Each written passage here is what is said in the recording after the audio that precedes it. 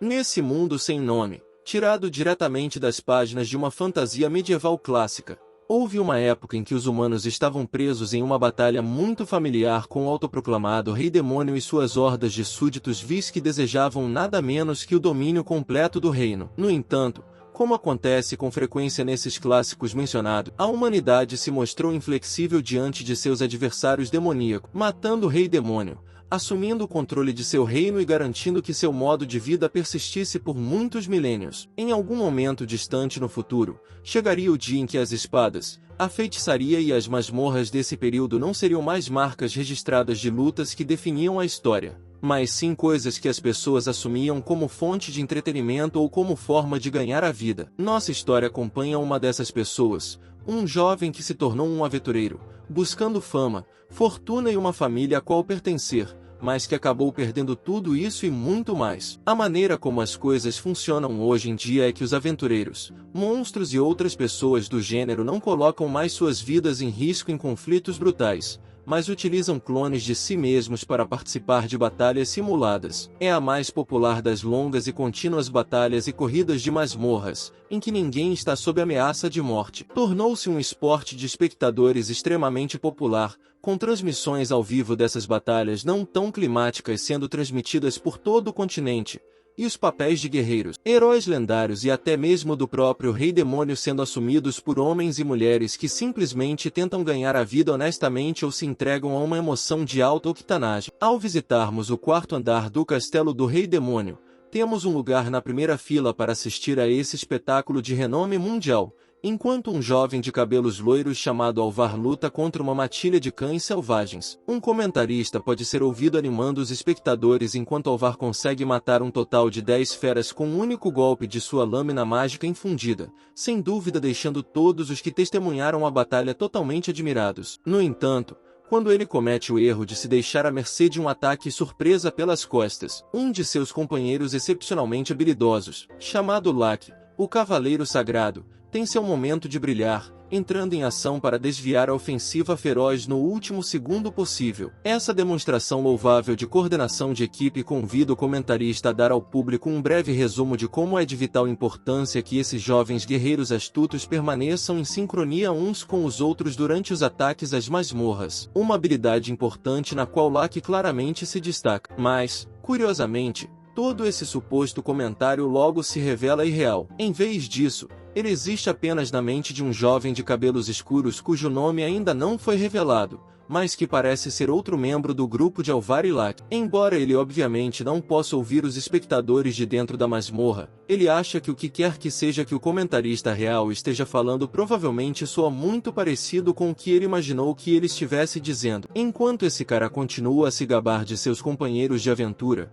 eles logo são abordados por uma fera lobo bípede que é uma ordem de magnitude maior em tamanho do que as que eles enfrentaram até agora. Outro jovem membro do grupo se aproxima de uma das senhoras do grupo, informando-a de sua intenção de enfrentar esse vira-lata crescido demais e perguntando se ela será capaz de lidar com o resto dos cachorros briguentos na linha de frente. Enquanto isso, ela confirma que tem tudo sob controle antes de brandir seu enorme arco, entrar de cabeça na briga e descarregar uma torrente de flechas nos fitos sarnentos, a fim de dar ao astro do show a chance de ter o seu desejado encontro direto com o líder dessa matilha feroz. Com toda essa ralé fora do caminho, a estrela mencionada acima, que atende pelo nome de Passeios de Fênix, cavalga até o chefe lobo gigantesco, enquanto o resto de seu grupo continua a manter a matilha menor longe dele. O fanboy que imaginou o comentário de antes também decide que é hora de agir, embora Alvar acabe tendo que salvá-lo de um ataque furtivo de um dos lobos antes que ele possa fazer algo realmente útil aparentemente.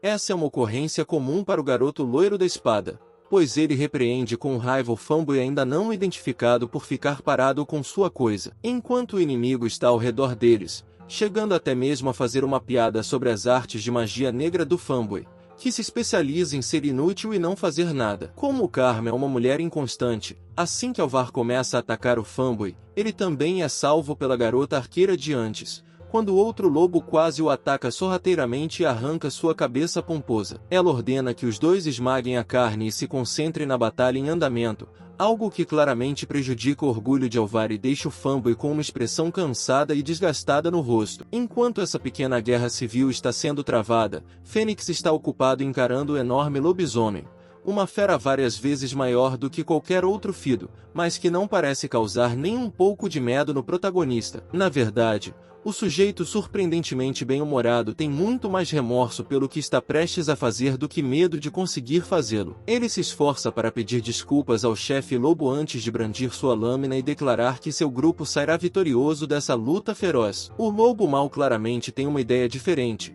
pois não perde tempo e se lança em direção ao diminuto garoto humano para tentar derrubá-lo, mas Fênix interrompe o ataque com uma defesa bem feita. Infelizmente para o vira-lata monstruoso, ele comete o erro de agarrar a espada do garoto, tornando tudo muito fácil para Fênix fazer jus ao seu homônimo ao imbuir sua lâmina com uma intensa onda de fogo que logo começa a envolver toda a estrutura do lobisomem. A pira é demais para o chefe lidar, já que a dor que ele sente em seguida deixa tudo aberto para que o protagonista avance com a espada pronta e solte uma série de golpes decisivos que acabam com o cão covarde. Alvar, Lucky, garota arqueira e fanboy ficam olhando para a deslumbrante derrota de seu líder contra o perigoso Pooji, quando nossa perspectiva muda momentaneamente para um bando de espectadores que assistem a batalha por meio de uma transmissão ao vivo. Ouvimos comentários reais celebrando Fênix como o herói das chamas que foi tão valentemente capaz de matar o lobisomem com uma facilidade excepcional. Aparentemente, esse jovem é uma espécie de lenda nesse esporte,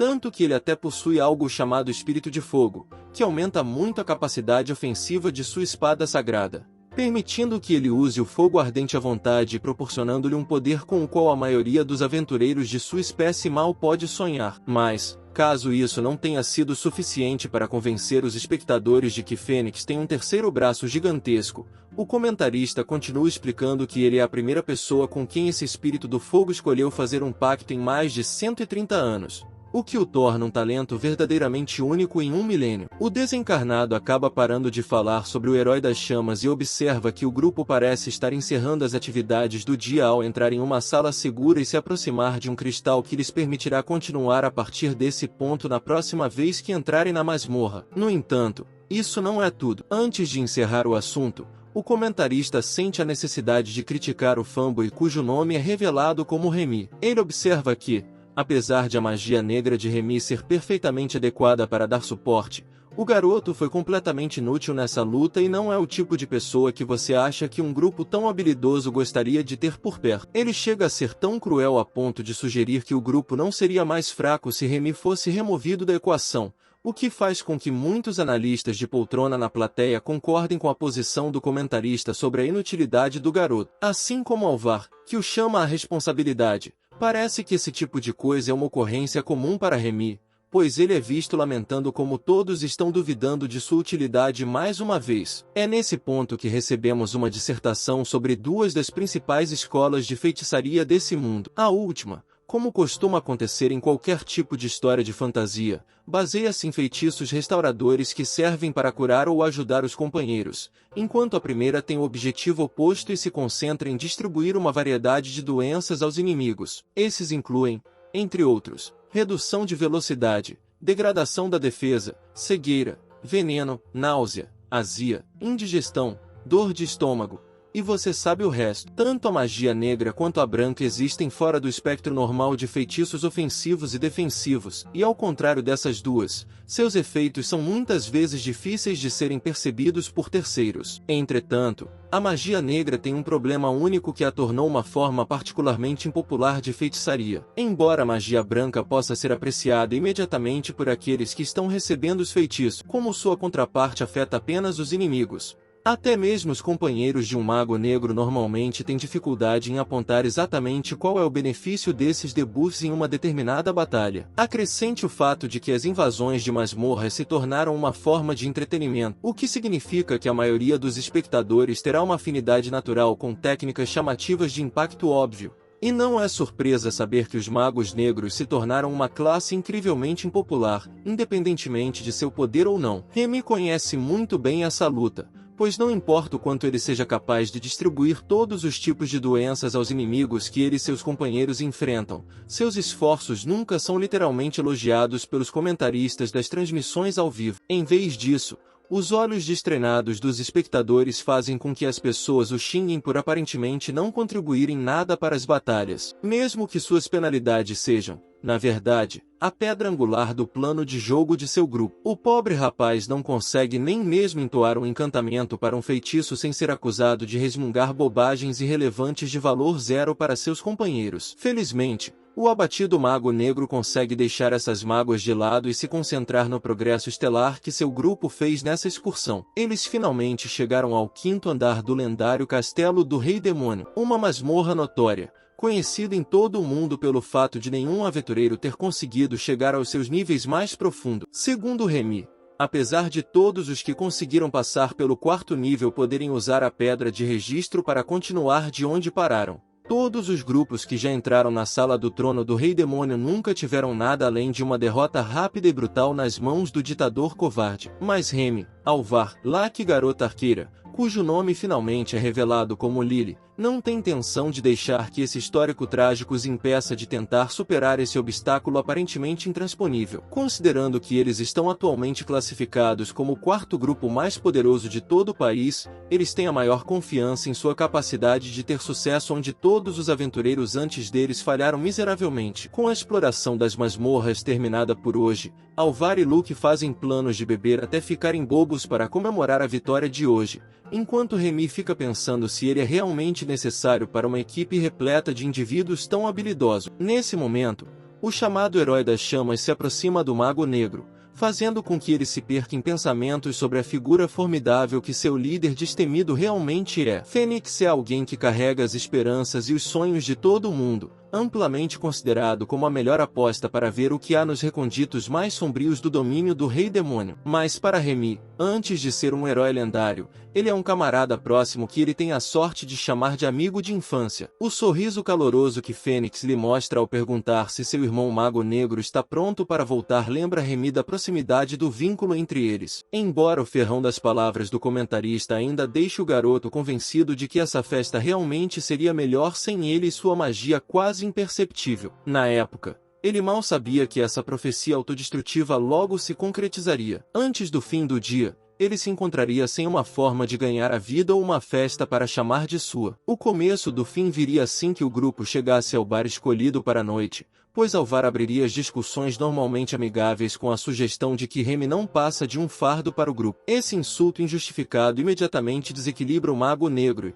Embora nem Lily nem Lack pareçam pensar muito nessas palavras, o homem que as proferiu começa a bater sua jarra de cerveja na mesa, como se desafiasse Remy a desafiá-lo. Fênix, sendo o sujeito íntegro que é, tenta dissuadir Alvar de continuar falando, mas o loiro fanfarrão é rápido em mandar que ele se acalme e pare de defender o mago supostamente inútil. Em seguida, ele lembra a todos na mesa que ele, Lily e Lack conquistaram seu lugar nesse grupo com base apenas em suas habilidades como aventureiros e no que tinham a oferecer no calor da batalha, enquanto o lugar de Remy foi garantido simplesmente porque ele era o amigo de infância do Herói da Chama. Alvar acha que chegou a hora de Remy dar o pontapé inicial e parar de se aproveitar de seu lendário amigo. Mas o lendário amigo em questão acha que Alvar já passou dos limites há muito tempo e exige que ele peça desculpas por essa demonstração de desrespeito. Para a surpresa de ninguém, o loirinho não só se recusa a fazer isso, como também começa a fazer uma pesquisa com o resto do grupo para saber o que eles acham do assunto. Lack não tem uma opinião particularmente forte de uma forma ou de outra,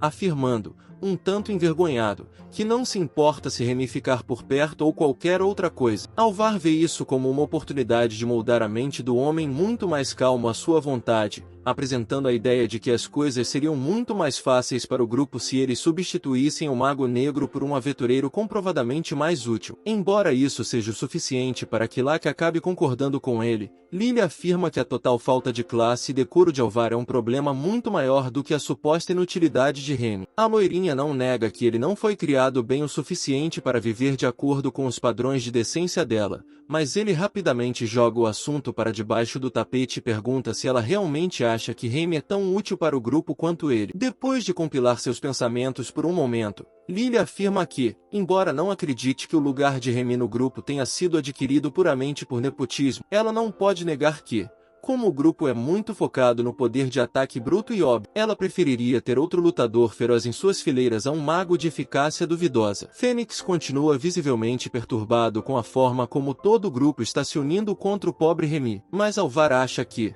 como já há 3 votos contra o Mago Negro, a questão está mais ou menos resolvida. Em seguida, ele tem a ousadia de ficar todo amiguinho do mesmo mago que está tentando expulsar, dizendo que isso não é nada pessoal, garoto. Esse falso sentimento de amizade vai embora e, assim que chega, Alvar de repente tem a brilhante ideia de pedir a Remy que lance um pouco de sua magia negra sobre ele. Se seus feitiços realmente tiverem algum efeito negativo sobre ele, ele se compromete a pedir desculpas por tudo o que disse até agora. Embora o sorriso quase maníaco estampado no rosto desse idiota deixe claro que ele tem absoluta confiança de que vencerá essa pequena aposta, em resposta, Remy permanece tão quieto quanto tem estado desde o início do discurso de Alvar, embora, quando damos uma olhada na mente do garoto, seja mostrado um flashback de uma época de sua infância, quando ele e Fênix encontraram um velho sábio que viria a instruir Remy nas artes das trevas. Embora todos os detalhes específicos do rosto desse homem estejam ocultos na sombra,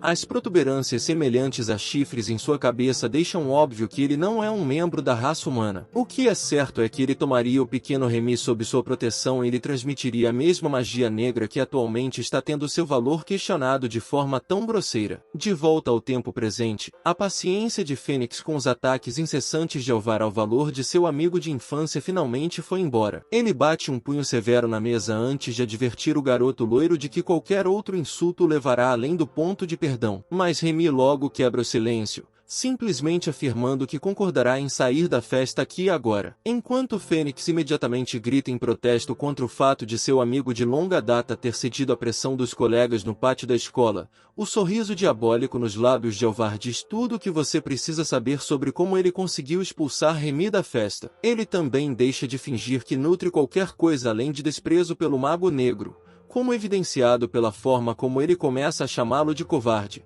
que era uma piada absoluta para se ter neste grupo em primeiro lugar. Diga-nos como você realmente se sente, babaca. Para aumentar ainda mais o insulto a essa injúria emocional, Alvar passa a humilhar Remy publicamente, perguntando a todos no bar quem eles acham que deveria substituí-lo, agora que ele foi dispensado sem cerimônia. Enquanto o Mago Negro continua sentado em um silêncio triste, ele lamenta o fato de que essa não é nem de longe a primeira vez que ele é colocado nesse tipo de situação pelo grupo, com exceção da parte em que ele é realmente expulso. Isso é algo que ele atribui parcialmente ao fato de ser um Mago Negro, mas também devido à chamada meritocracia, muitas vezes superficial e simplória, na qual todos os aventureiros trabalham. Não muito diferente dos setores mais questionáveis de várias indústrias de entretenimento em nosso mundo, os aventureiros desse reino operam em um sistema que nega oportunidades às pessoas com base apenas na percepção de que elas são indesejáveis. Obviamente, você precisará de uma habilidade considerável para invadir masmorras, mas se você não for uma pessoa notavelmente atraente, ainda terá dificuldade em fazer seu nome devido ao fato de menos pessoas estarem interessadas em vê-lo invadir. Você pode acabar sendo difamado e jogado de lado não apenas pelo público que assiste às suas transmissões ao vivo, mas também por seus companheiros de aventura e até mesmo pelos camaradas que você acha que o tem em alta conta. Esse é o dilema que Remy é forçado a enfrentar como um mago negro raramente apreciado e amplamente desprezado. Quando o peso esmagador de sua situação atual começa a pesar sobre ele, ele se lembra das memórias de infância dele e de Fênix, assistindo seus aventureiros favoritos se envolverem em intensas lutas pelo poder em busca de fama e fortuna. Há muito tempo ele sonhava em viver uma vida que refletisse esses mesmos homens e mulheres corajosos. Então, como ele se viu condenado a essa existência lamentável de ser cronicamente desvalorizado e humilhado publicamente? Não que a resposta a essa pergunta seja importante neste momento. Remy já aceitou seu destino e decidiu seguir a decisão que Alvar tomou por ele, levantando-se de seu assento e se virando para deixar a companhia dessa festa pela última vez. Um Fênix claramente preocupado e levemente atônito tenta chamar seu querido amigo na esperança de consertar o que os outros quebraram. Mas as únicas palavras que Remy quer lhe oferecer são uma declaração ousada de que um dia ele superará cada um deles, e fará isso com um grupo próprio, que o valorize e tudo o que ele traz para a mesa. Enquanto a Fênix fica sem palavras diante desse anúncio audacioso, Alvar tenta um último golpe, gritando que não há um único grupo em todo o reino que queira um filhote inútil como Remy. Mas o Mago Negro se abstém de perder mais tempo ou fôlego com esse bastardo arrogante. Em vez disso, sua mente se concentrou no fato de que, por mais próximos que ele e Fênix fossem como amigos, eles são oficialmente rivais a partir de agora. Naquela época, nenhum desses jovens sabia que sua rivalidade logo se tornaria um assunto de lendas. Por enquanto, no entanto, Remy vai para as ruas e encontra um lugar agradável o suficiente para ficar de mau humor com seu novo status de agente livre. Os pensamentos dele revelam uma informação pertinente sobre a situação que você já deve ter adivinhado que é o caso. Ao contrário do que Alvar e sua infinita idiotice estão convencidos, a magia negra de Remy é,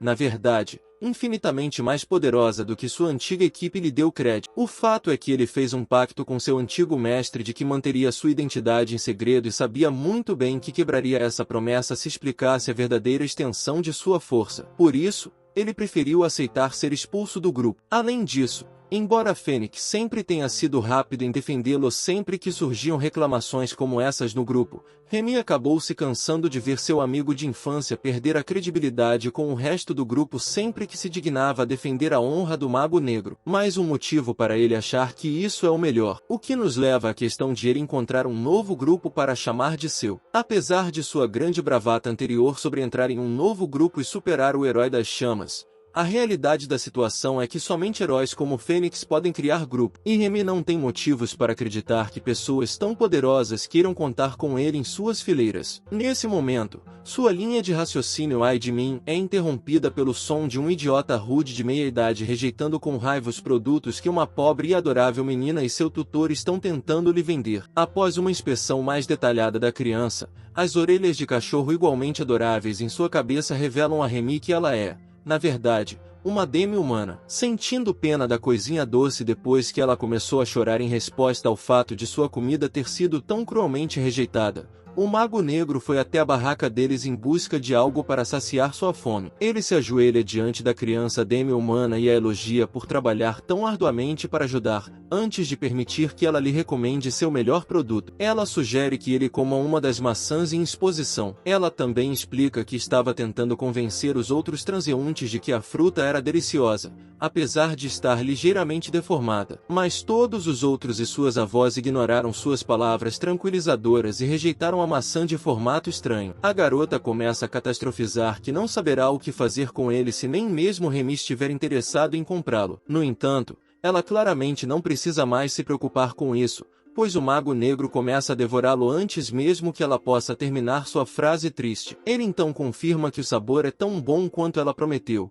elogiando a criança por ser tão sábia a ponto de não julgar algo simplesmente pela aparência. Quando ele termina perguntando se não há problema se ele vier novamente para que ela possa recomendar-lhe outra guloseima deliciosa, a pequena doceira fica tão feliz que quase começa a chorar na hora. No entanto, ela consegue manter um pouco de compostura e agradece a Remy por sua gentileza, dando-lhe as boas-vindas para que volte sempre que quiser. O homem que está com ela, que podemos presumir com segurança ser seu pai, também agradece ao Mago Negro por sua bondade e consideração. Embora não demore muito para que a garota demi-humana fique tão envergonhada com toda a situação que se esconde atrás do homem mais velho para esconder o rosto, Remy não se ofende com tudo isso e simplesmente se despede deles antes de começar a se afastar, apenas para que a garota o chame depois e se apresente nervosamente como Cash. O Mago Negro retribui o favor com alegria e, a partir daí, Cassius se transforma em uma declaração apaixonada e cativante de que estará esperando o retorno de Remy. Não importa quantos dias sejam necessários para que ele os visite novamente. Os sentimentos comoventes da garota claramente atingem vários pontos da jovem, que só recentemente foi tão desvalorizada a ponto de ser expulsa do grupo que antes considerava seus companheiros mais próximos. Depois de se despedir da pequena Cassius e de sua barraca de produtos, a mente de Remy pondera sobre o fato de que, apesar das dificuldades óbvias apresentadas pelo que ela está fazendo, aquela garota está dando tudo de si para viver a vida que deseja. Se Cassius está aqui fazendo o melhor que pode, apesar de todos os contratempos que surgem em seu caminho, então não há razão para que ele não possa fazer o mesmo em relação às suas atividades de aventura. Ele se lembra de um aviso severo de seu antigo mestre de que o caminho que tem pela frente será longo e árduo se ele não conseguir encontrar pessoas que compreendam plenamente seu valor. Mas esse não é um desafio do qual Remy está prestes a desistir. Ele encontrou uma nova confiança inabalável de que existe alguém que o apreciará por tudo que ele é e por tudo que ele tem a oferecer. Ele só precisa encontrar essa pessoa e se comprometer a lutar ao seu lado. Sem o conhecimento de Remy, essa pessoa está tão ansiosa para conhecê-lo quanto ele está para conhecê-la. No quarto de um castelo de aparência quase risível e maligna, a certa distância, encontramos uma mulher demi-humana linda e incrivelmente bem dotada folheando seu tablet quase risivelmente fora de lugar até encontrar uma foto do rosto de Remy. Ela sabe o nome dele e sabe que ele é um mago negro. A única coisa que ela ainda não sabe é onde exatamente pode encontrá-lo. Mas esse é um fato que logo mudará e, quando isso acontecer, o curso de toda a vida de Remy também mudará. Infelizmente, isso não mudará cedo o suficiente para salvá-lo de uma série de rejeições embaraçosas, pois quando avançamos algumas semanas, em Fênix, ficamos sabendo que Remy e sua magia negra foram repetida e enfaticamente rejeitados por todos os grupos aos quais ele tentou se juntar desde que foi expulso da equipe de Fênix. É o suficiente para que ele se jogue no chão de seu quarto, lamentando como jurou superar os membros de seu antigo grupo quando não consegue sequer encontrar um novo grupo que queira ter algo a ver com ele. Com a situação cada vez mais desesperadora, e aparentemente sem outra opção, Remy recorre à Associação de Aventureiros e deposita algum dinheiro para usar o serviço de correspondência que encontrará automaticamente uma festa para ele com base em suas credenciais. No entanto,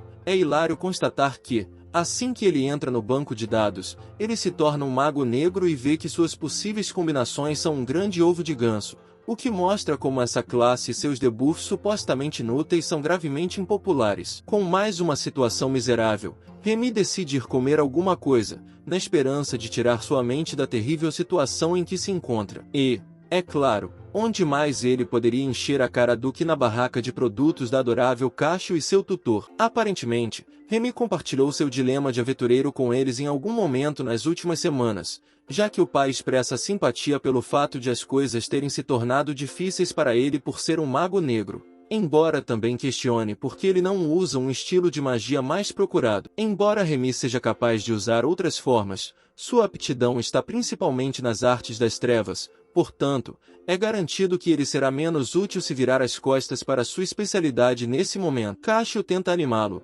dizendo que acha que os magos negros já são incríveis, e, embora o mago agente livre aprecie o sentimento, ele brinca dizendo que usar uma garota propaganda bonita como ela para convencer os clientes provavelmente é apenas a maneira de manter um bom fluxo de negócios. Os pensamentos de Remy revelam que ele se tornou um frequentador assíduo do local desde que se conheceram há algumas semanas, período durante o qual ele aprendeu que a Cacho, de 8 anos, é de fato muito mais do que uma adorável propaganda para a barraca de produtos. Ela é uma funcionária incrivelmente prática dessa loja, embora o homem com quem ela está trabalhando não seja realmente seu pai.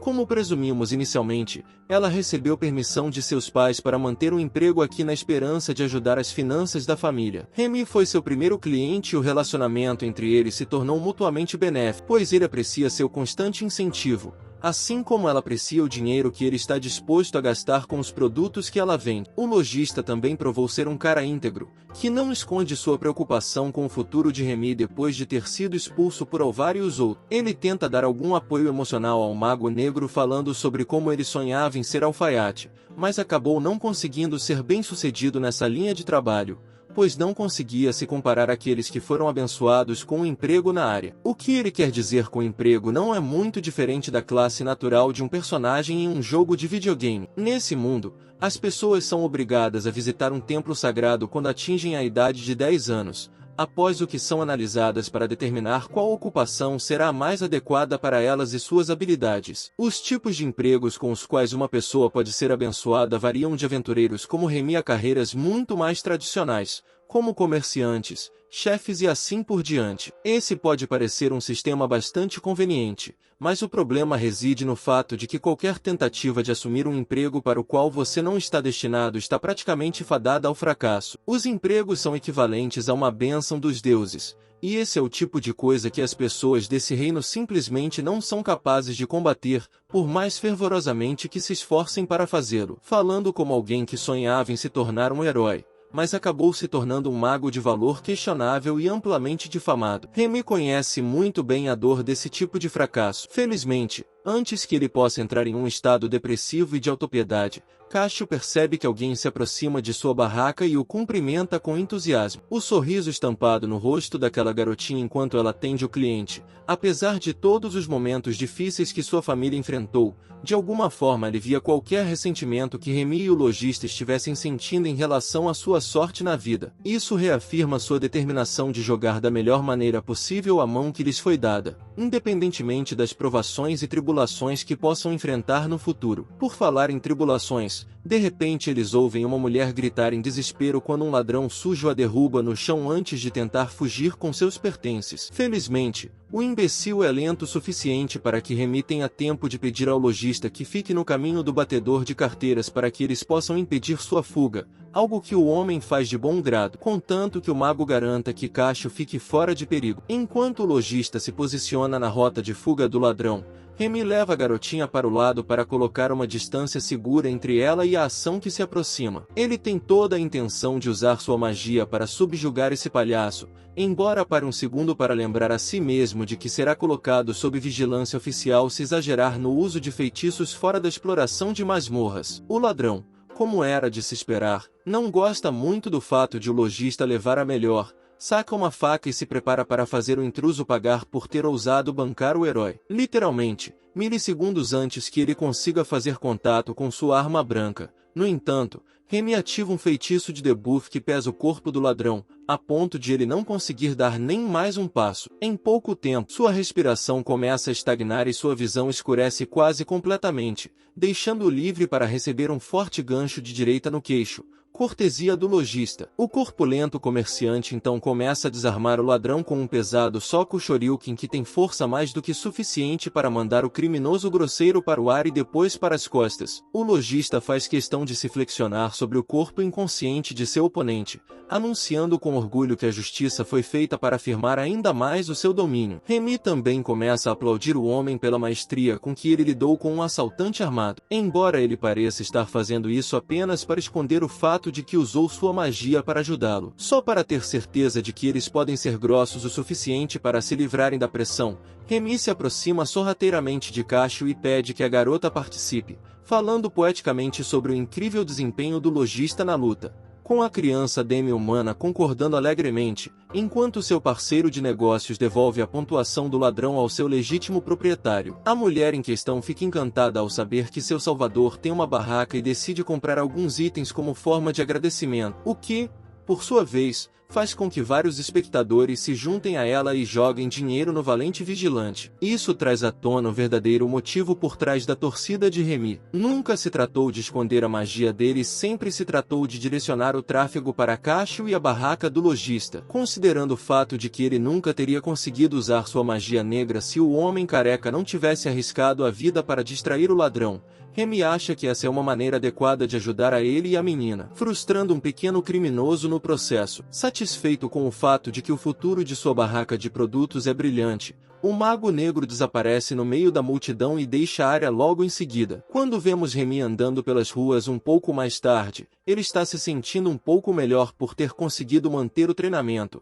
apesar de estar desempregado há quase um mês. Seu espírito estudioso nasceu do tempo que ele passou treinando com seu antigo mestre. O jovem mago negro se recusou a aceitar seu emprego e ainda estava totalmente empenhado em se tornar um herói, como sempre sonhou. Assim, Ele aceitou um regime de treinamento absolutamente exaustivo que o levou a lutar sozinho contra Urso Yogi nas montanhas por meses a fio. Atirado de um penhasco como uma criança de Mishima e ordenado a subir de volta por conta própria, espancado até virar uma polpa machucada e ensanguentada pelo velho veterano que ele chamava de mestre. Embora ele considere esse período de sua vida como equivalente ao purgatório na Terra, os benefícios desse treinamento rigoroso fizeram com que Remy desenvolvesse um nível verdadeiramente prodigioso de domínio da magia negra. Com isso em mente, é de se esperar que ele queira encontrar o palanque mais próximo e começar a cantar os louvores de sua magia negra para esclarecer o quão poderosa a forma de arte realmente é. Mas o constrangimento de ter sido forçado a sair do quarto partido mais forte do mundo fez com que Remy fizesse todo o possível para manter seus poderes em segredo. Curiosamente, poucos segundos depois de ele começar a refletir sobre seus esforços para manter sua identidade em segredo, uma mulher aleatória na rua o reconhece imediatamente, dizendo sem rodeios que o está observando há algum tempo. Remy fica sem saber quem é essa mulher e o que ela quer com ele, embora logo se revele que ela é a mesma mulher bonita que vimos observando em seu tablet algumas semanas antes. Essa adorável desconhecida chama tanto a turma de Remy quanto o nome dele, sorrindo de forma suave, mas astuta, por ter finalmente localizado o jovem que tanto despertou seu interesse desde o primeiro momento em que o viu. Antes que o garoto possa sequer perguntar seu nome, a mulher começa a elogiar profusamente sua excepcional habilidade em magia negra e afirma ter ficado totalmente hipnotizada por suas magníficas exibições. Ocorre a Remy que ele talvez não tenha feito um trabalho tão bom em esconder seus feitiços anteriores quanto pensava, mas essa questão se torna irrelevante quando comparada ao assunto muito mais urgente da identidade dessa mulher aleatória e o que ela quer dele. Felizmente, a mulher esmaga pelo menos o último desses dois mistérios quando troca sua aparência fria e distante por um sorriso surpreendentemente fofo e cativante,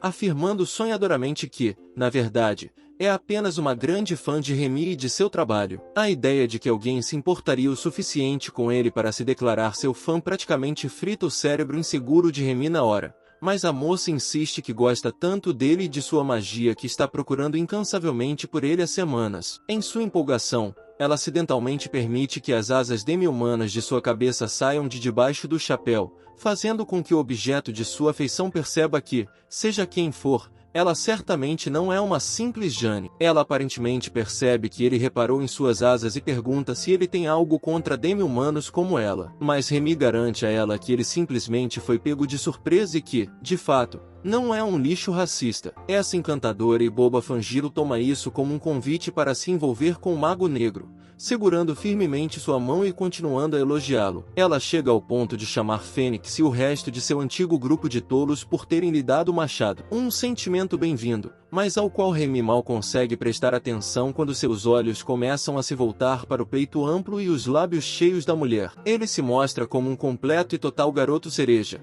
corando muito e comentando que ela está um pouco próxima demais para seu conforto. No entanto, tudo isso significa que eles são um par feito no céu, já que ela logo prova ser uma garota extremamente cereja, perdendo completamente a compostura e ficando ainda mais vermelha do que o Mago Negro. Depois de se desculpar por sua conduta supostamente imprópria, ela adoravelmente explica que simplesmente sempre sonhou em conhecer um jovem cavalheiro como Remy e permitiu que sua empolgação a dominasse, implorando para que ele não a desprezasse por sua suposta imodéstia. O Mago Negro fica perplexo com o fato de ter passado instantaneamente de ser chamado de inútil e expulso de uma festa para ter uma mulher linda, de óculos, bem dotada, cheirosa e de mãos dadas com ele. No entanto, antes que ele se perca demais no molho dessa garota demi-humana, ele acalma seus hormônios e os nervos dela dizendo-lhe que jamais poderia não gostar dela por algo tão insignificante. Muito mais urgente é o fato de ela ainda não ter compartilhado seu nome com ele, fato que permanece inalterado quando a mulher se levanta e faz um comentário estranho de que Remy não mudou desde aquela época. O Mago Negro começa a se perguntar quando poderia ter conhecido essa senhora antes, mas acaba não encontrando nada, especialmente considerando que os aventureiros demi-humanos são uma raridade extrema, além dos estranhos elfos. A Fangiro logo tenta esquecer seu comentário anterior sobre eles terem se conhecido antes. Tentando ainda mais desviar a atenção dele, ela finalmente se apresenta como Mire. Como claramente já se perdeu no molho de Remy, pede que ele lhe dê a honra de convidá-la para tomar um chá, já que essa provavelmente será a única vez em que ela poderá desfrutar de sua gloriosa presença. Surpreendentemente, O Cherry Boy tem que pensar se deve ou não aceitar essa adorável senhora, que essencialmente o convida para um encontro, mas depois que ela começa a olhar atentamente para ele com seus grandes e belos olhos de corça, ele acaba caindo em si e concorda alegremente em atender aos desejos dela. É somente quando eles estão a caminho da loja de chá que Remy reflete sobre o quanto seria um desafio para ele ou para qualquer ser humano rejeitar uma oferta tão gentil de uma garota tão deslumbrante. Outra prova de como ela é deslumbrante é o fato de que praticamente todos os homens que passam por eles na rua ficam corados enquanto olham com admiração para Demoiselle Demi-Humana, com o mago negro admitindo que ela o faz parecer uma pessoa comum em comparação. Mira logo interrompe os pensamentos dele, voltando a algo que estava dizendo antes de a conversa sair dos trilhos. Quer a modéstia de Remy permita que ele aceite isso ou não, ela o considera o modelo de mago negro definitivo. Depois de fazer sua pesquisa sobre as classificações oficiais, ela sabe que há apenas 3 Black Mages em todos os 100 maiores partidos do mundo antes de ele ter sido eliminado do Partido da Fênix, e ele era o único desses 3 a estar em um grupo dos 10 melhores. Independentemente da falta de magos negros em feitiços óbvios e chamativos, Mira acredita sinceramente que o Herói das Chamas e sua pequena posse ingrata nunca teriam alcançado tal proeminência se não fosse por Remy e seus debuffs cruciais. Mas, mais do que isso, ela está extremamente confiante de que o trabalho incansável que ele fez para se tornar um conhecedor tão profundo de todas as facetas das artes das trevas exigiu um nível de comprometimento que uma pessoa comum não seria capaz de sequer imaginar. Essas palavras são um tônico maravilhosamente potente para o coração e a mente de Remy, alguém que tem sido cronicamente desvalorizado até mesmo por seu companheiro mais próximo. Embora ele não possa deixar de se perguntar se ela realmente seria capaz de aprender tanto sobre sua história como aventureira simplesmente por ser uma fã fervorosa dele. Mira passa a demonstrar um nível considerável de aversão aos humanos como um todo quando comenta que eles devem ser imbecis para não perceber que Fênix só conseguiu dar um tiro no chefe lobisomem gigante por causa dos feitiços de magia negra que Remy colocou nele antes da luta. Ela rapidamente se desculpa por tais sentimentos impróprios e afirma que estava apenas repetindo as palavras de um amigo, mas o jovem realmente pede que ela agradeça a esse suposto amigo dela na próxima vez que os vir, pois ele realmente aprecia receber esse raro apoio e reconhecimento por suas habilidades. Mira não se opõe, embora faça estranha afirmação de que tudo o que ele acabou de dizer já foi transmitido à mulher em questão. Se isso já era pelo menos um pouco confuso para Remy, então a chegada deles a um destino que definitivamente não é uma loja de chá e que certamente é o gigantesco castelo do Rei Demônio o deixa louco. O fato de ser trazida aqui, entre todos os lugares, para um pequeno encontro de chá faz com que o Mago Negro finalmente pergunte quem é exatamente esse estranho por trás de toda a beleza e lisonja. Mira pede desculpas se o assustou de alguma forma ao trazê-lo aqui. Depois de testemunhar o poder dele em primeira mão, ela não resistiu a convidá-lo para sua não tão humilde residência. Tanto ela quanto seus companheiros têm grandes planos para esse indizivelmente poderoso portador das artes das trevas, e ela tem toda a intenção de dar a ele o poder e o prestígio que um homem de seu calibre sempre mereceu, desde que ele concorde em emprestar sua força a ela e a todos os demônios desse castelo. Mira logo leva Remy diretamente para a sala do trono do Rei Demônio, aquele que nenhum aventureiro na história do esporte de invasão de masmorras jamais conseguiu derrotar. Ela anuncia a chegada deles pela porta, mas a voz do outro lado dela se refere à mulher vampira pelo nome Carmilla em vez de Mira, que era o nome pelo qual ela se apresentou anteriormente. Isso faz com que Remy se lembre exatamente de onde ele encontrou essa tal Mira antes. Ela não é outra senão a mulher que desempenha o papel de chefe do terceiro andar do Demon King Castle no esporte de exploração de masmorras. O fato de ele não tê-la reconhecido antes se deve ao fato de a personagem que ela representa ser uma dominatrix doentia e perversa,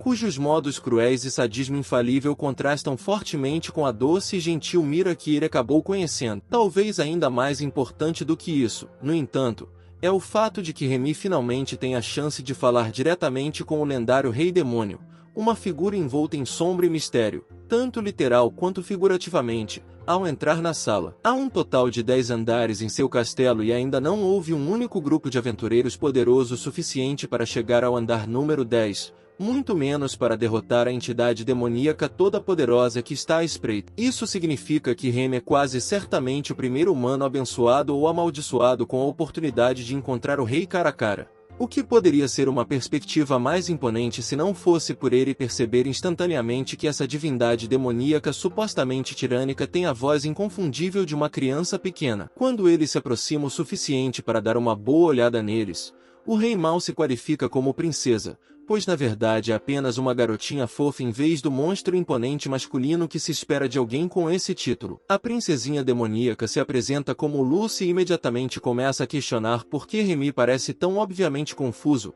ao que o jovem admite que tinha uma imagem completamente diferente em sua mente de como seria o notório governante de todos os demônios. Isso claramente deixa Lucy muito chateada e a leva a questionar se ele realmente acha que ela não parece nem um pouco com o Rei Demônio Y. Mas Remy salva um pouco a face voltando atrás em seu comentário anterior e sugerindo que, como ele não sabe nada sobre o Rei dos Demônios, não cabe a ele dizer se ela parece ou não. Felizmente para o Mago Negro, essa disposição de admitir sua própria ignorância satisfaz o ego de Lucy e faz com que ela decida não expulsá-lo de sua casa por princípio. Deixando as apresentações de lado, a Rainha dos Demônios vai direto ao assunto, declarando aleatoriamente que Remy agora é oficial da equipe de seu amado castelo sem se preocupar em consultar o próprio homem antes. Ele está suficientemente familiarizado com a hierarquia dos demônios para saber que isso tornaria basicamente o segundo em comando de toda a raça demoníaca, atrás apenas da princesinha, o que não é o tipo de trabalho que ele acha que um humano deveria assumir.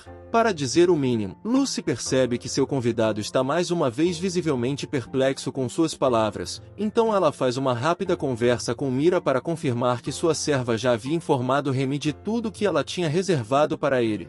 Apenas para ficar visivelmente frustrada ao saber que o Mago Negro não tem a menor ideia do que está acontecendo. A pequena e precoce torta passa a chamar Remy de bastardo na cara dele, antes de fazer a hilária suposição sem base de que ele só veio com Mira, apesar de não saber no que estava se metendo, porque achou que teria chance de acariciar os enormes seios da vampira. Isso faz com que o garoto da cereja comece a corar muito, pois ele jura que não estava pensando em nada disso. Mas tudo que ele recebe por seus problemas é Lucy chamando de bastardo mais uma vez e questionando se ele pode se chamar de homem se não fizer segredo. Antes de mencionar os seios fartos, ela está prestes a começar a falar sobre as maravilhas incalculáveis dos seios fartos de sua serva quando a mulher em questão lhe lança um olhar de morte velado que a faz esquecer toda essa conversa sobre seios e atrás de volta ao assunto principal. O resumo da história é que, depois de perceber o quão impressionante é a magia negra dele, Mera recomendou que Lucy tornasse Remy oficial da equipe de todo o castelo do Rei Demônio. Ele provavelmente teria passado despercebido pelo próprio Rei Demônio se não fosse pelo elogio da Senhora Vampira,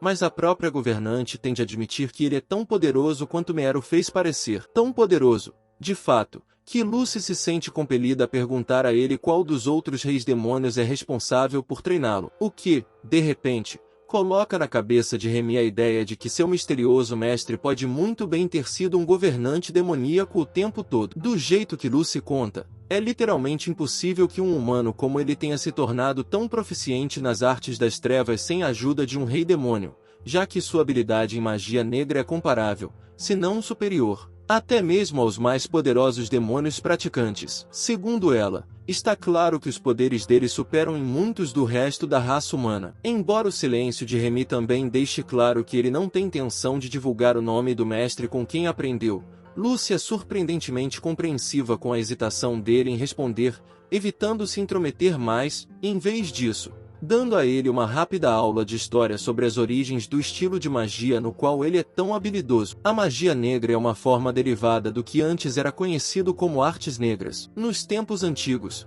quando a batalha entre demônios e aventureiros não era um esporte para espectadores, mas sim uma luta brutal que determinava o destino de toda a humanidade, o rei demônio subjugava a raça humana e a levava à beira do desespero com sua magia incomparável. Considerando o quanto ele era uma figura difamada e o quanto a humanidade se apressaria em aproveitar a chance de colocá-lo no chão, se pudesse, Lucy não perde de vista que Remy estaria colocando seu amado mestre em grande risco se compartilhasse sua identidade com alguém. Ela o elogia por ser um aluno tão leal e dedicado, embora suas palavras quase pareçam que ela o está tratando com condescendência tanto quanto o está admirando. Se ele não quer confessar exatamente quem o treinou, ela pelo menos quer que ele confirme se seu antigo mestre tem os mesmos chifres protuberantes e a mesma cor de olhos que ela. Mas até mesmo isso prova ser uma ponte que o garoto mago negro não está disposto a atravessar. Lucy opta por não se ofender com a recusa contínua de Remy em responder à sua linha de questionamento e, em vez disso, o atinge com a pergunta ousada sobre como ele se sente em relação ao fato de um avô abandonar sua pobre netinha para administrar um reino sozinho, enquanto ele se esconde para poder se aposentar. Por mais chocante que essa revelação possa ser, essas palavras parecem ligar todos os pontos para Remy, pois começa a fazer todo o sentido o fato de a pequena Lucy ser, na verdade, a neta do homem que ele chamava de mestre. A garota demônio lamenta o fato de seu pai e seu avô não terem percebido os muitos benefícios de ocupar o trono e o terem deixado para ela. No entanto, ela se consola com o fato de ter conseguido encontrar alguém que tinha um relacionamento tão próximo com o pai do seu pai. Depois de todo esse tempo, o rei princeso confirma a Mira que Remy é realmente o homem certo e adequado para ser seu segundo em comando.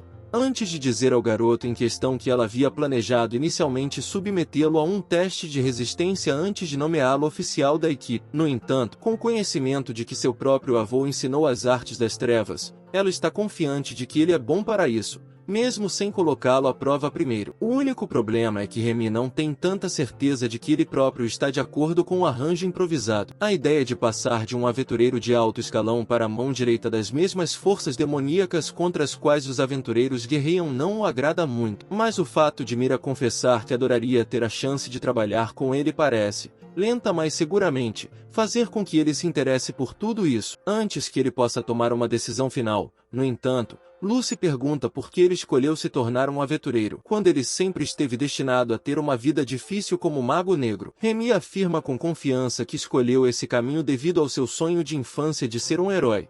Mas quando solicitado a explicar por que queria isso, ele fica quase imediatamente perplexo. Sua mente lhe diz que foi simplesmente devido a todo o fator Q que veio junto com o fato de ser um herói respeitado e adorado pelo povo. Desde o prestígio de matar feras temíveis à vista de todo mundo, passando por ser notado na rua por seus inúmeros atos honrosos, até a alegria interminável de uma vida dedicada a espadas e feitiçaria. Tudo isso lhe parecia um ótimo negócio quando ele era um garotinho, independentemente de quão vaidosa e egoísta fosse a realidade. Mira pode ver de onde ele está vindo, mas é rápida em perguntar se ele ainda acredita que tudo que ele acabou de listar é o que realmente faz um herói. Ela confessa que a maior parte de seu respeito por ele não tem nada a ver com sua inigualável habilidade como mago das trevas, mas sim com sua incessante boa natureza e sua disposição de permitir que os outros se beneficiem de seus próprios esforços, como ele fez com o lojista mais cedo naquele dia, e também fez diariamente durante seu ano de luta ao lado de Fênix e dos outros. De acordo com a estimativa da garota vampiro,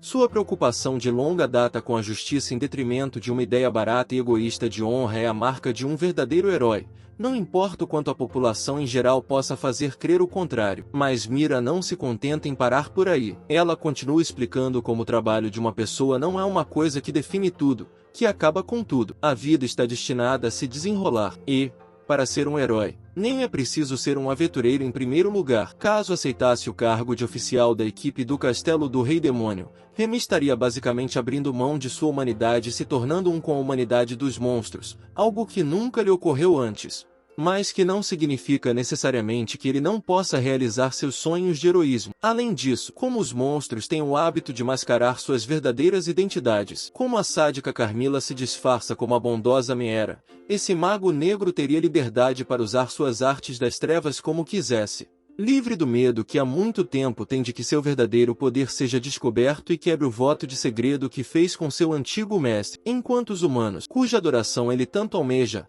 tem dificuldade em reconhecer os efeitos de sua magia negra, todos os monstros e demônios que ele já enfrentou sabem muito bem o quanto Remy e seus poderes são formidáveis. Tornar-se um com a espécie dos demônios significa cercar-se de seres que têm o maior respeito pelo que ele é capaz de fazer, aqueles que nunca chamariam seu valor de indelével. Com a liberdade de usar sua magia como quiser e um exército inteiro de monstros em sua retaguarda, ele se tornaria, de longe, o humano mais poderoso de toda a existência. Em vez de trabalhar para inspirar uma geração de humanos que ainda o classifica como nada além de um desperdício ineficaz de espaço, Remy poderia servir como um farol de esperança para os monstros de todo o mundo, enquanto travam uma guerra contra a humanidade que o descartou de forma tão cruel. Em resumo, ele ainda realizaria o desejo de toda uma vida de se tornar um herói. A única diferença é que, dessa forma, ele seria um herói para aqueles que realmente merecem seu heroísmo e respeitam seus esforços. Remy não pode negar o quanto tudo isso parece atraente, não importa o quanto seja diferente dos ideais heróicos pelos quais ele se esforçou até agora em sua vida. No entanto, antes de aceitar ou negar essa posição, ele sente a necessidade de esclarecer que nunca viu monstros ou demônios como seres inferiores quando comparados à humanidade. Pelo contrário, eles sempre foram iguais aos seus olhos. E ele chega ao ponto de acreditar a todos os maravilhosamente poderosos do mundo a principal razão pela qual a invasão de masmorras prosperou como um esporte para espectadores, para a satisfação óbvia da pequena Lucy. Mira não fica nem um pouco surpresa ao ouvir sentimentos tão respeitáveis vindos do Mago Negro, pois foi exatamente essa natureza bondosa que a levou a procurá-lo em primeiro lugar. Como essa discussão parece ter chegado ao fim, ela faz a pergunta que está no centro de tudo. Ele vai ou não vai concordar em se tornar o herói de toda a humanidade demoníaca? Depois de apenas um momento de hesitação, Remy concorda avidamente em dedicar seus feitiços à causa deles e lutar ao lado deles de hoje em diante. Satisfeita com o sucesso das negociações, Lucy continua sua declaração anterior sobre esse mago negro e sua súbita ascensão ao segundo lugar mais alto da hierarquia demoníaca. Remy não é mais um mago de valor duvidoso, mas sim oficial da equipe do Demon King Castle, a lendária fortaleza inexpugnável que ele já lutou incansavelmente para explorar e conquistar. A ironia de seu novo emprego não passa despercebida pelo Mago Negro, mas isso não importa diante de tudo que ele tem a ganhar. Ele se orgulha internamente do lar que encontrou entre eles, estando pronto e disposto a dedicar cada fibra de seu ser à mesma legião que costumava ser seus inimigos jurados. Enquanto Remy se adapta a esse desenvolvimento repentino e inesperado, vemos seus antigos companheiros se preparando para o que provavelmente será outra excursão ao castelo do Rei Demônio, que seu antigo Mago Negro agora chama de lar. Eles não têm como saber que ele está dando passos largos para atingir a meta que traçou na última vez em que se viram, superando-os e fazendo com que eles se arrependam do dia em que o expulsaram. Esse é mais um sonho que ele um dia realizará. E se ele tiver que cortar cada um deles para fazer isso, que seja. Mas, apesar de todas essas grandes esperanças, é só depois que Remy jura lealdade ao Rei Demônio Princesa Kid que alguns outros enviados demoníacos começam a surgir das sombras e a aparecer nos outros assentos ao redor da mesa no centro da sala. Lucy revela que, para não sobrecarregar seu novo contratado com mais demônios do que o necessário, ela lança um feitiço para escondê-los antes de ele chegar. No entanto, agora que ele concordou em trabalhar ao lado deles, não há melhor momento do que o presente para apresentá-lo aos seus futuros colegas de trabalho. Portanto, ela dá as boas-vindas formalmente aos seus chamados 4 reis celestiais para que deem um passo à frente e tornem sua presença conhecida. Além de Mira, há um cavaleiro de óculos e terno de negócios chamado Agares e um cavaleiro sombrio vestido com uma armadura chamado Furcus. O quarto e último rei celestial decidiu não aparecer por algum motivo, mas Lucy garante a Remy que ele será mais um aliado indispensável nos próximos dias. Depois de superar o fato de o Rei Demônio ter sido capaz de usar magia negra que nem mesmo ele conseguiu perceber, Remy narra uma rápida explicação sobre a ordem normal das coisas para alguém na posição de Lucy. Há muito tempo, os governantes de demônios têm um gabinete de indivíduos altamente qualificados e confiáveis para servir como seus conselheiros, muitos dos quais já foram demônios de primeira linha. Ele compara esses 4 reis celestiais ao que a humanidade classifica como heróis, sendo que apenas os demônios mais capazes e atraentes da Terra se qualificam para uma posição de tanto prestígio. Lucy logo o tira de seu torpor informativo para anunciar que Mira será sua assistente Remy. Embora o fato de ter como subordinada alguém de tão alto escalão como um rei celestial não agrade imediatamente ao Mago Negro, a Rei Garota o lembra de que seu status de oficial da equipe significa que ele é superior a todos os 4, portanto, ele não precisa hesitar tanto em aceitar uma delas como sua lacaia. Além disso, Lucy está confiante de que ele se tornará o chefe de mundo mais poderoso que existe assim que conseguir lidar com tudo, embora isso não sirva de consolo para o autoconsciente Grienor. É nesse momento que Agares, o aparente homem de negócios entre os 4 reis celestiais, toma para si a responsabilidade de se apresentar ao recém-nomeado oficial da equipe como o demônio do tempo. Embora o homem seja extremamente educado com Remy, Mira faz um comentário malicioso sobre o fato de não ter percebido que Agares estava lá, o que sugere que os dois têm uma relação um tanto controversa, tão conflituosa, de fato, que a Vampire Lady tenta colocá-lo no lado ruim de Remy, mencionando que ele foi originalmente contra a ideia dela de tornar esse mago negro desconhecido oficial da equipe. A Jeriz admite abertamente suas apreensões quanto às habilidades do recém-chegado, embora elas decorram menos de quem ele é e mais do conhecimento íntimo de Jeriz sobre os limites do tipo de feitiçaria que escolheu. No entanto, ele esclarece que, depois de ler vários relatórios que sugeriam que Remy superava todos os outros magos negros existentes, ele se tornou muito mais favorável a recebê-lo no rebanho demoníaco. Como vingança por Mera ter tentado explodir o local onde ele estava, Agares aponta que ela está praticamente apaixonada por esse garoto humano desde que eles se enfrentaram no terceiro andar do castelo do Rei Demônio há algum tempo. A garota está atônita demais para tentar negar essa acusação amorosa e, em vez disso, questiona como ele poderia saber de sua paixão por Remy. Lucy diz que já falou sobre sua obsessão por todo mundo. Mira lança outro olhar de morte para sua princesa Rei Mirim, que vê a garotinha se esforçando para se desculpar, a ponto de você ser perdoado por se perguntar quem é o verdadeiro governante aqui. Agares volta a conversa dizendo que apoiará Remy com prazer como oficial da equipe, se Lucy achar que ele é uma boa opção, e também repreende Mira por fazer uma careta de raiva para o rei das garotas. Enquanto Remy assiste a esse Brad Boom demoníaco fazer seus movimentos disfuncionais, ele se consola com Howe, além de Lucy tê-lo chamado de bastardo e pervertido antes. Todos eles têm sido gentis e educados com ele, apesar de ser um intruso humano. Ele também acha que eles parecem ser pessoas surpreendentemente boas, considerando suas origens monstruosas. Mas isso é, pelo menos em parte, jogado pela janela quando Agares diz um absurdo extremamente seu sobre como, embora eles nunca devam olhar para Lucy, a adorável garotinha demônio olhando para eles é a recompensa final. Isso leva Mira a rotular o empresário como um lolicon, o tipo de declaração difamatória contra a qual a maioria das pessoas argumentaria, mas que Agares realmente abraça. Na verdade, ele chega ao ponto de declarar abertamente seu amor por garotinhas e afirmar que a vida das crianças é supostamente a melhor, embora tente salvar um pouco a face esclarecendo que nunca as tocaria, apesar de seu desejo latente de fazê-lo. Para ele, é esse tipo de autocontrole em relação aos seus queridos gatinhos que o torna um verdadeiro protetor. E, embora ele peça que Mera não o coloque entre os pedófilos que realmente tentam se aproximar das crianças, tenho certeza de que posso ouvir as sirenes da polícia ao longe. Essa troca de palavras teria sido bastante assustadora se tivesse terminado aí. Mas Mera se recusa a deixar as coisas como estão e tenta divertir seu soberano a não aceitar qualquer oferta que a Jeriz possa fazer para lhe dar uma massagem. Lucy responde que jamais se submeteria a um comportamento tão vil,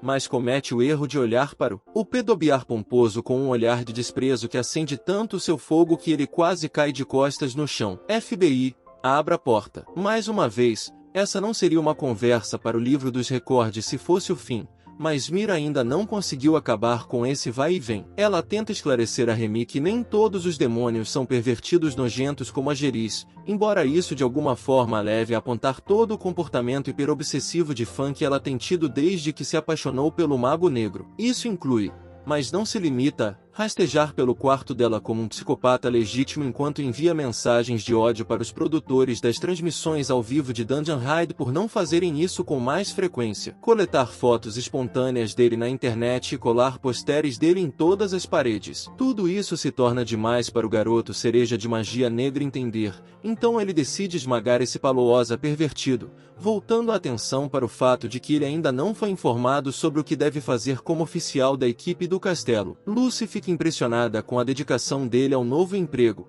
mas antes de lhe dar um resumo dos detalhes de seu trabalho, ela decide aleatoriamente dar a ele o novo apelido de Lamegadon. Aparentemente, é costume de todos os reis demônios, como ela, dar um título aos seus subordinados, e ela está tão adoravelmente satisfeita consigo mesma por achar o nome tão legal, que Remy não tem a coragem de apontar que esse é, na verdade, um dos nomes mais idiotas da história de qualquer coisa. Em breve, Faremos uma pequena pausa nessa série de conversas infelizes para receber uma explicação sobre alguns dos perigos apresentados pelas invasões de masmorras que se tornaram um esporte para espectadores. Embora muitos sistemas tenham sido reformados ou reinventados, o interesse em garantir que tanto os aventureiros quanto os monstros envolvidos pudessem participar dos eventos sem colocar suas vidas em risco. O resultado final é que ainda se trata de um esporte em que heróis humanos valentes lutam contra uma infinidade de criaturas não humanas para um público formado principalmente por humanos. Sendo assim, é natural que a maioria dos espectadores tenha afinidade com os heróis humanos e tenha uma queda pelos vilões não humanos, o que também significa que eles esperam e desejam ver os antigos saem vitoriosos de qualquer batalha. Muitas pessoas,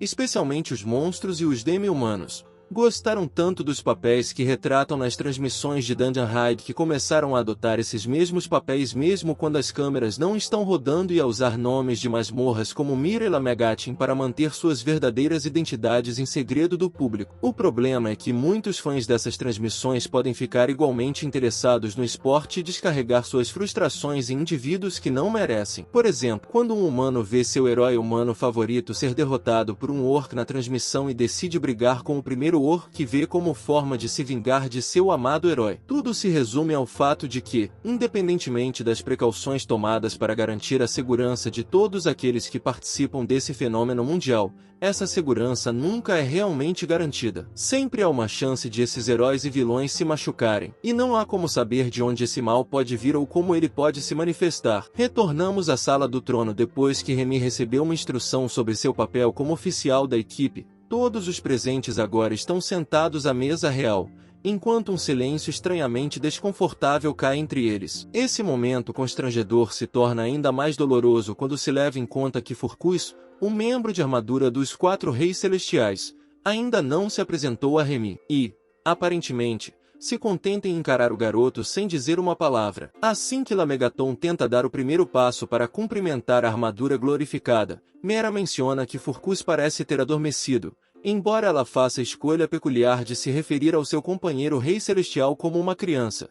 Sendo que este é supostamente um garotinho, um deles é um perseguidor, um deles é um pedobiar e o último decidiu nem aparecer. Remy admite para si mesmo que esse quarteto lendário e prestigiado não está correspondendo às expectativas que ele tinha em relação a eles, para o bem e para o mal. Ou seja, para pior. Seus pensamentos são interrompidos por Mira, a já mencionada perseguidora, que abre espaço para que Remy faça qualquer pergunta que possa ter sobre o trabalho que lhe foi confiado. O Mago Negro parece ter entendido a essência das coisas. Seu nome oficial é Lamegata a partir de agora e sua verdadeira identidade precisa ser selada para sua própria segurança. Lucy tem o cuidado de mencionar que ele não pode mudar seu apelido de nível de lixo, já que ela gosta tanto dele. Porém, o mais importante é que a Fangiro Residente está preocupada com a forma como eles vão mascarar quem ele é do público. O amor eterno de Mira pelo rosto extremamente estereotipado de herói de fantasia de mangá de Remy significa que ela preferiria que ele não usasse máscara. E isso também significa que ela lança outro olhar de morte para Lucy quando a garota sugere que o rosto do Mago Negro é,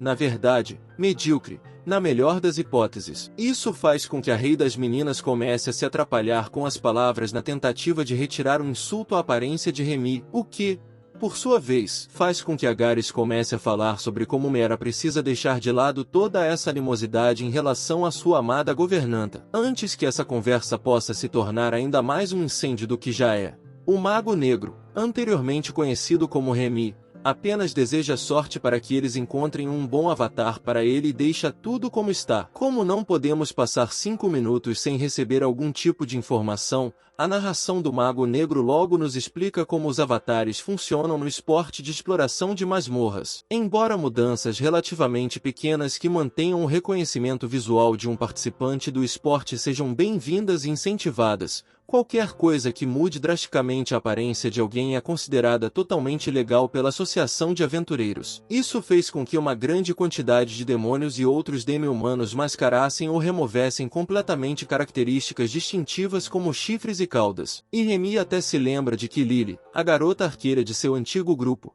teve uma grande discussão com Alvar sobre como ela deveria lidar com suas orelhas élficas. Apesar do fato de os elfos serem considerados excepcionalmente atraentes, Eles se tornaram cada vez mais comuns em grupos de aventureiros e são praticamente idênticos aos humanos. Alguns espectadores particularmente desagradáveis são tão preconceituosos que só querem que humanos de sangue puro representem heróis no esporte, enquanto todos os não-humanos são relegados ao lado dos vilões e condenados a serem derrotados repetidas vezes. Alvar estava preocupado com a possibilidade de sua popularidade ser prejudicada se eles tivessem uma elfa orgulhosa em seu time, mas Lyria acabou vencendo a discussão quando Remy e Fênix apoiaram seu direito de exibir abertamente suas longas orelhas. Embora o Mago Negro não tenha tido escrúpulos em apoiá-la na época, o fato de que ela acabaria unindo forças com Alvar para expulsá-lo do grupo deixou Remy um pouco arrependido de ter apoiado aquela mulher. Mira e Lucy logo tiram de seu passeio pela memória, o que faz com que a última lhe dê um anel que parece ser feito de ossos de animais. A Gelking explica que esse acessório é uma ferramenta mágica que permitirá que ele convoque qualquer pessoa para o seu lado,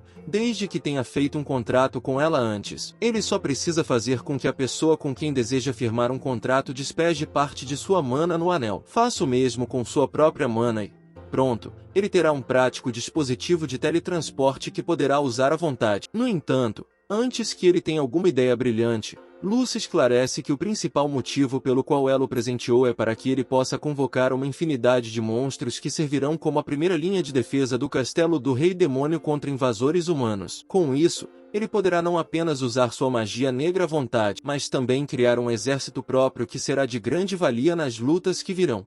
O vídeo chegou ao fim, pessoal. Quem quiser uma continuação comenta aí. E não esqueça de deixar o like e se inscrever no canal. Até o próximo vídeo.